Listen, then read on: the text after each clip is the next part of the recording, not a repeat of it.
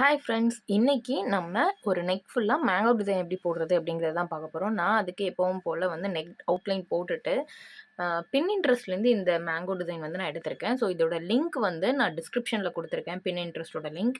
And நீங்கள் ஓனாக உங்களுக்கு மேங்கோ டிசைன் க்ரியேட் பண்ணுறது எப்படின்னு தெரிஞ்சுக்கணும் கேன்வா மூலமாக அப்படின்னா அதோட லிங்க்குமே கீழே டிஸ்கிரிப்ஷனில் கொடுத்துருக்கேன்.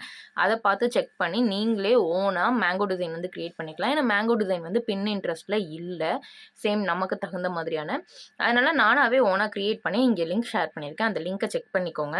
இப்போ பாருங்கள், உங்களுக்கு மேங்கோ ஷேப் எத்தனை சைஸ் வேணுமோ அத்தனை இதுக்கு நீங்கள் இந்த லெஃப்ட் சைட் நெக்கை மட்டும் நீங்கள் ஃபில் பண்ணிக்கோங்க. ஸோ ஃபில் பண்ணிவிட்டு நான் என்ன பண்ணுறேன் அப்படின்னா எப்பவும் போல் அதை எல்லாத்தையுமே செலக்ட் பண்ணி குரூப் பண்ணி டவுன்லோட் பண்ணி வச்சுக்கிறேன்.